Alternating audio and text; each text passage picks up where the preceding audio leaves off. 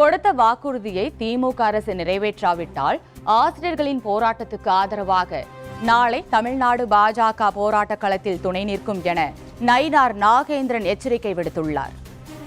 பாஜக தலைவர் நயினார் நாகேந்திரன் வெளியிட்டுள்ள சமூக வலைதள பதிவில், தொடர்ந்து 8 நாட்களாக பணி நிரந்தரம் கோரி பகுதி நேர ஆசிரியர்கள் போராடி வரும் நிலையில் அவர்களின் கோரிக்கைகளை திமுக அரசு கண்டுகொள்ளாமல் அலட்சியம் காட்டுவதோடு சிறை பிடித்து வழக்கு பதிவு செய்திருப்பதை கடிந்துரைப்பதாக தெரிவித்துள்ளார்.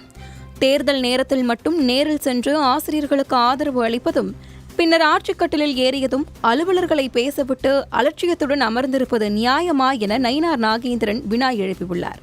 தங்கள் உரிமைக்காக எவ்வளவு காலம் வேண்டுமானாலும் ஆசிரியர்கள் போராடட்டும் என அலைக்கழிப்பதால் அரசு பள்ளி மாணவர்களின் நலனும் தீங்குறும் எனும் அடிப்படை உண்மையை கூட திமுக அரசால் உணர இயலாதா என வினா தொடுத்துள்ள நயினார் நாகேந்திரன், ஆசிரியர்கள் போராட்டத்தை ஒளிப்பதிவு செய்த செய்தியாளர்களையும் காவலர்கள் தள்ளிவிட்டிருப்பது திமுக அரசின் அராஜகத்தை தெளிவாக வெளிப்படுத்துகிறது என சாடியுள்ளார்.